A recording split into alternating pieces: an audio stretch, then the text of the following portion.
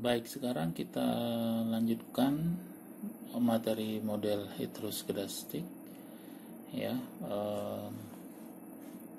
Sekarang kita akan bahas apa itu model ARCH dan GARCH.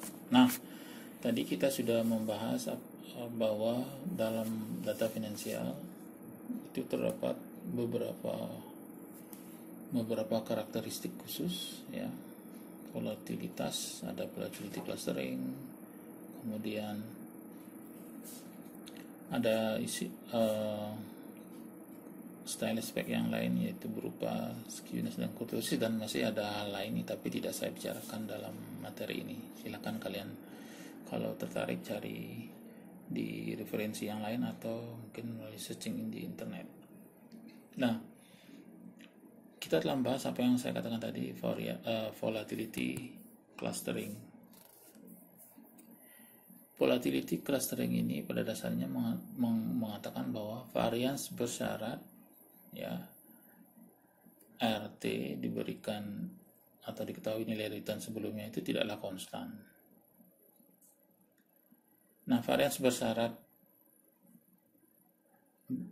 ini disebut juga dengan volatilitas bersyarat atau conditional volatility return ya, yang disimbolkan dengan sigma T kuadrat ya, diketahui T-1 ya.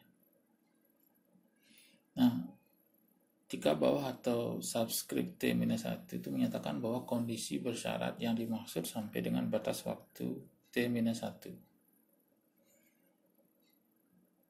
Apabila RT ini ada, nilai R kuadrat merupakan penduga tak bias dari sigma kuadrat T diketahui T-1. Oke. Nah, sekarang saya akan membahas model yang paling sederhana dari model ARCH. Ya, model ARCH 1 mengasumsikan return RT, jarak return RT dibangkitkan dari proses pada persamaan 8 dan 9. Jadi RT sama dengan sigma T diketahui T-1 epsilon T, dan sigma kuadrat T dikali T-1 sama dengan omega plus alpha kali R T-1 kuadrat. Nah, alpha dan omega itu parameter yang tidak diketahui, dan epsilon T adalah barisan ya, yang berdistribusi saling bebas dan identik dengan nilai tengah 0 dan varian 1. Nah, ini disebut juga dengan istilah lain yaitu inovasi. Kemudian kita asumsikan bahwa epsilon T saling bebas dengan R T-J untuk J sama dengan 1, 2, dan seterusnya. Nah, dari namanya ini kita bisa tahu bahwa kenapa dinamakan ARCH atau ARCH ini, yang merupakan kependekan dari autoregressive conditional heteroskedasticity. Jadi kita akan bahas kenapa ya ada penamaan seperti ini, atau analogi apa yang diambil sehingga kita bisa nama ARCH ini muncul. Nah, saya kembali ke model yang tadi. Jadi di sini ya, model 8 epsilon T-nya itu yang disebut juga dengan inovasi, diasumsikan memiliki varian 1 sehingga varian bersyarat RT sama dengan sigma kuadrat T diketahui T-1. Nah, sekarang lihat sekilas ada beberapa persamaan di situ yang dengan memanfaatkan sifat-sifat nilai harapan ya. Jadi ekspektasi, jadi tadi di atasnya diklaim bahwa varian bersyarat RT sama dengan sigma kuadrat T diketahui T-1. Dari mana dapat itu? Ya. Nah, Sekarang perhatikan persamaan 10. Jadi ekspektasi dari RT kuadrat diketahui RT dikurangi J dengan J-nya 1, 2, dan seterusnya. Itu sama dengan ekspektasi dari sigma T diketahui T minus 1 epsilon T kuadrat, ya, sigma T kuadrat ini sama-sama kuadrat diketahui RT minus J. Oke, perhatikan yang di sini. Oke, ininya dikuadratkan, disyaratkan atau dikondisionalkan terhadap RT minus J. Ya, ini juga dikondisionalkan. Oke, sehingga ini. Nah, kemudian pada langkah kedua, langkah ke-11, karena sigma T dikurangi T minus 1 diketahui, ya,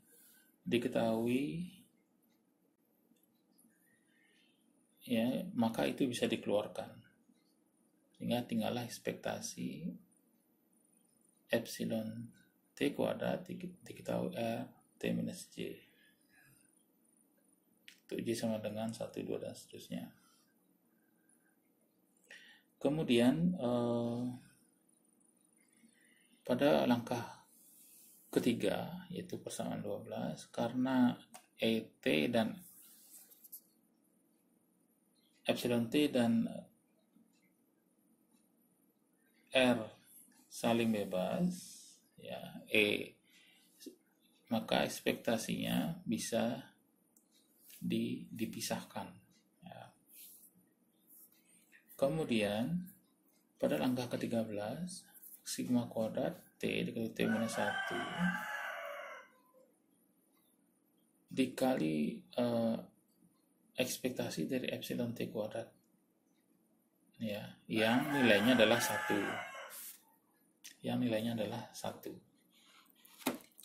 Sehingga terakhir kita akan memperoleh persamaan 13.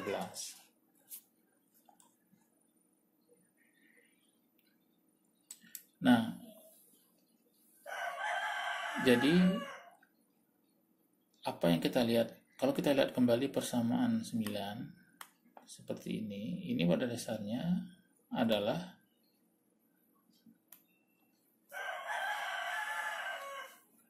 seperti mirip dengan regresi gitu. Jadi kalau kita lihat lagi model R tadi, meskipun dia mirip dengan regresi, tetapi faktanya adalah varians bersyarat itu tidak bisa diamati. Nah, itu jadi masalah secara langsung. Artinya itu adalah suatu variabel yang dikatakan variabel yang bersifat laten. Jadi ini tentu membuat penggunaan R dalam analisis data akan menjadi sulit. Nah, apa yang kita lakukan? Baik, sebelum saya menjawab itu, mari kita lihat sekarang, ya. Kita harus, kalau sebagian mana kita mengetahui kalau sesuatu yang bersifat laten, maka kita akan coba mendekati sesuatu yang bisa diamati gitu, mendekati sesuatu yang bersifat laten ini dengan sesuatu yang diamati.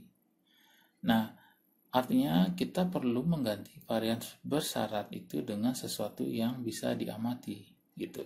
Itu idenya. Nah, misalkan saya mempunyai suatu variabel lain yang namanya eta T, yang itu adalah RT kuadrat dikurangi sigma kuadrat T diketahui T minus 1. Ya, seperti yang ditunjukkan oleh persamaan 14. Nah, kita dapat ditunjukkan bahwa deret eta T adalah deret yang tidak berkorelasi dengan nilai tengah 0. Kemudian eta T tidak berkorelasi dengan return masa lalu yang sebelum-sebelumnya. Nah, apabila kita substitusikan ini, sigma kuadrat T dikali T minus 1 sama dengan RT kuadrat dikurangi eta T ke dalam persamaan 9, maka kita akan peroleh RT kuadrat sama dengan omega plus alpha R kuadrat T minus 1 atau RT minus 1 kuadrat plus eta T. Jadi pada persamaan 15. Ya. Nah, artinya kuadrat return memenuhi model seperti AR1. Gitu. Di bawah asumsi bahwa model ARCH untuk direct return gitu. Jadi kalau kita anggap seperti itu. Nah, kita tahu bahwa kuadrat return haruslah tak negatif, ya. Maka kita bisa batasi parameter ini, ya, omega dan alfa itu tak negatif. Demikian pula dengan apabila ada return stasioner dengan varian sigma kuadrat, maka dengan mengambil ekspektasi pada kedua sisi persamaan 15, yang ini, ambil ekspektasinya, akan kita peroleh sigma kuadrat sama dengan omega plus alfa kali sigma kuadrat. Jadi RT kuadrat sama dengan sigma kuadrat. Kemudian, ya, di sini alfa karena ini juga sigma kuadrat, ya, di sini 0. Oke, karena dia ini ya secara definisi selisih dari ini kan. Oke, setelah itu kita bisa simpulkan bahwa sigma kuadrat, ya, dengan mengelompokkan sigmanya sama dengan sigma kuadrat kali 1 minus alfa sama dengan omega kan gitu ya. Jadi di sini sigma kuadrat kemudian sama dengan omega per 1 minus alfa. Sehingga kondisi alfa yang membuat ini menjadi stasioner adalah apabila alfa berada antara 0 sampai 1. Jadi alfa bisa bernilai 0, tetapi dia harus lebih kecil dari 1. 0 sampai 1 ya. Nah, kondisi ini merupakan syarat perlu dan syarat cukup untuk stasioner lemah untuk model ARCH 1. Nah, ada sifat penting yang kita bisa amati dari ARCH 1 adalah bahwa jika inovasi eta T itu berdistribusi normal, maka distribusi stasioner ARCH 1 dengan alfa tadi, alfa 0 lebih kecil sama dengan alfa lebih kecil dari 1, memiliki ekor gemuk fat tails. Ya. Dengan kata lain terjadi kurtosis berlebih. Bagaimana kita bisa tahu ini? Jadi kita lihat kembali persamaan 8. Nah, kita pangkatkan 4. Jadi saya akan bukakan lagi persamaan 8 sekilas lagi ini. Ini pangkatkan 4. Ya, pangkatkan 4 maka menjadi lakukan ekspektasi hukum, terapkan hukum ekspektasi berulang. Ekspektasi dari ini sama dengan ekspektasi dari ini diekspektasikan. Jadi ekspektasi dari ekspektasi ini sigma T pangkat 4 dikali T minus 1 ini ya, epsilon T pangkat 4 RT minus J. Nah, seperti tadi karena kita tahu sigma T sampai T minus 1 yang sebelumnya kita keluarkan, kemudian ini ekspektasi dari epsilon T pangkat 4 RTJ sama juga sering bebas dilepaskan ya. Nah, tetapi di sini kita tahu bahwa ya ekspektasi dari ini adalah momen keempat dari distribusi normal. Ekspektasi dari epsilon T pangkat 4 adalah 3. Jadi dia akan menjadi ekspektasi dari RT pangkat 4 sama dengan 3 kali ekspektasi ini. Oke. Gitu. Nah, kemudian kalau kita misalkan ekspektasi dari sigma T dikali T minus 1 pangkat 4 ini kita namakan tau. Ya, kita namakan tau. Dan kita kuadratkan, kemudian kita ambil ekspektasi pada kedua sisi pada persamaan 9. Oke, saya perlihatkan sekilas. Persamaan 9 adalah ini. Oke. Ya. Jadi saya ulangi, kuadratkan dan ambil ekspektasi kedua sisi pada persamaan 9, kita akan memperoleh persamaan 21. Jadi tau sama dengan omega kuadrat plus 2 omega alfa sigma kuadrat plus alfa kuadrat 3 tau. Nah, kelompokkan suku yang ada dalam persamaan yang ada taunya, kumpulkan. Tau sama dengan itu. Solusinya adalah persamaan 22. Jadi omega kuadrat plus 2 omega alfa kali sigma kuadrat per 1 minus 3 kali alfa kuadrat. Yang membuat kondisi keberhinggaan untuk tahu adalah apabila kita mempunyai alfa dari 0 sampai 1 per akar 3 atau per akar 3. Nah, dalam hal ini R1 akan memiliki momen keempat yang berhingga. Oke, jadi ini kondisi yang diperlukan agar dia memiliki momen yang berhingga atau kondisi keberhinggaan. Nah, salah satu kegunaan utama dalam model ARS adalah untuk memprediksi varians bersyarat. Misalnya kita ingin meramalkan untuk L langkah ke depan dari suatu varians bersyarat. Ini sigma kuadrat T plus L diketahui T sama dengan ekspektasi dari R kuadrat RT plus L kuadrat diketahui R1 T, RT minus dan seterusnya. Jadi waktu sebelumnya. Untuk L sama dengan 1 atau L1 langkah ke depan, jadi sigma kuadrat T plus 1 diketahui T sama dengan omega plus alfa kali R T kuadrat. Ya, tinggal dijabarkan menjadi persamaan 24 ini.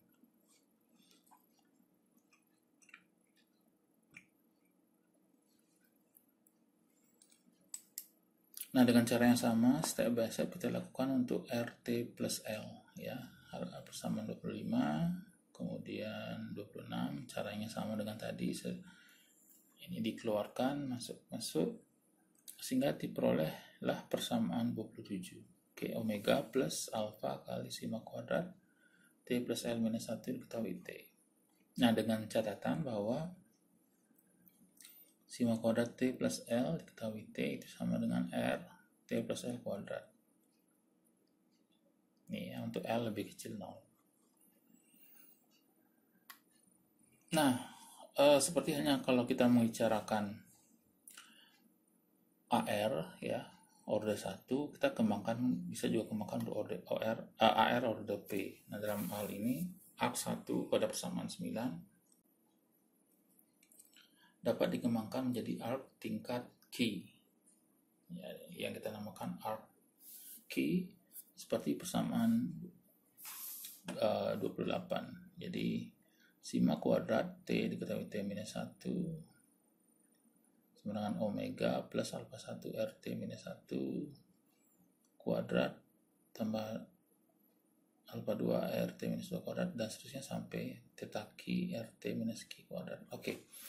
Di sini kita menggunakan analogi begini. Jadi anggap aja ini mirip dengan Y. Ini adalah YT minus 1, YT minus 2 dan seterusnya seperti itu. Ya. Jadi itulah muncul analogi seperti autoregresif. Nah, selain itu kita bisa kembangkan dengan menambahkan parameter yang lain, ya. Jadi yang kita tambahkan adalah beda kala pada varians bersyarat. Ya, model ini akan menghasilkan model GATS atau Generalized Autoregressive Conditional Heteroscedasticity dengan tingkat P dan Q yang kita dinotasikan sebagai GATS P, Q dengan bentuk seperti persamaan 29. Jadi sigma kuadrat T dikali T minus 1 sama dengan omega plus beta 1 kali ini sigma kuadrat T minus 1 dikali T minus 2 dan seterusnya sampai dengan beta P kemudian alfa 1 RT minus 1 kuadrat ditambah dan seterusnya sampai alfa Q RT minus Q kuadrat.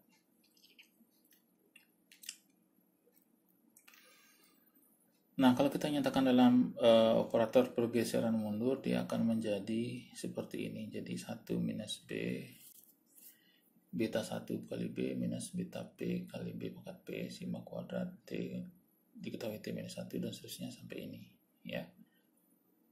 Omega plus alpha 1 kali B plus dan seterusnya sampai alpha Q ya, B pangkat Q kali RT.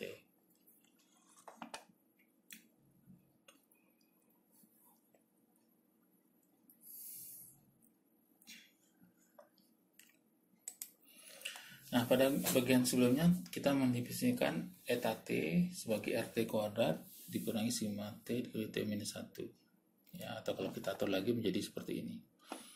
Nah, apabila kita substitusikan ke persamaan 29 akan menghasilkan RT kuadrat sama dengan omega plus beta 1 plus alpha 1 kali RT minus 1 kuadrat dan seterusnya sampai beta kali maksimum PQ plus alpha maksimum PQ R kuadrat T minus maksimum PQ yang antara maksimum antara P dan Q plus eta T minus beta 1 eta T minus 1 dan seterusnya ya dikurangi beta P eta T minus P.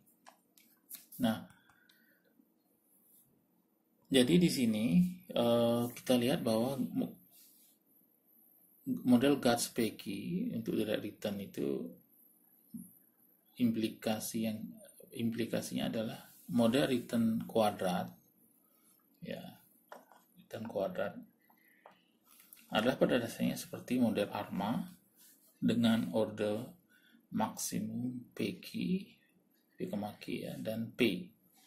Sehingga teknik identifikasi ARMA untuk direct return kuadrat dapat digunakan untuk mengidentifikasi P dan maksimum P atau max PQ gitu ya, di antara P atau Q. Jadi inilah yang saya katakan dari awal tadi bahwa pemahaman kita tentang AR dan ARMA itu akan membantu memahami ARTS dan GARTS. Nah, kondisi kestasioneran dipenuhi ya apabila jumlah dari ini ya. Jadi beta I plus alpha I lebih kecil 1. Jadi max PQ ini akan membuat keberhingaan model GARTS gitu ya. Jadi asal mulanya adalah dari sini. Oke. Jadi karena ini tidak boleh negatif, jadi varians tidak boleh negatif dan juga di sini tidak mungkin 0 ya. Maka agar berhingga kondisi ini harus dipenuhi. Jadi sigma ini harus lebih kecil dari 1. Jadi syarat ini persamaan 34 ini adalah syarat perlu dan syarat cukup agar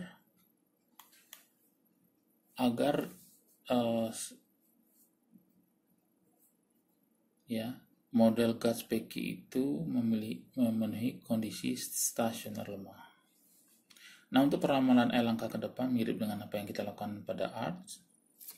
Jadi untuk L lebih besar dari 1 kita nyatakan sebagai itu. Jadi sigma kuadrat T plus L diketahui T sama dengan omega sigma I sama dengan 1 sampai P alpha I kali sigma kuadrat T plus L minus I diketahui T plus sigma I sama dengan 1 sampai P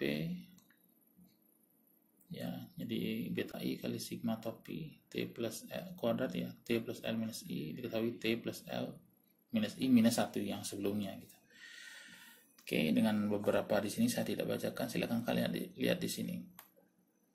Dan ada kondisi khusus seperti ini. Oke. Nah, di sini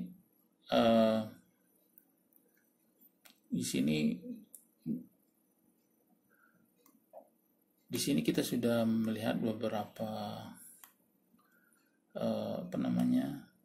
hal yang sudah kita pelajari bisa diterapkan pada model heteroskedastisitas terutama ARTS dan GARTS.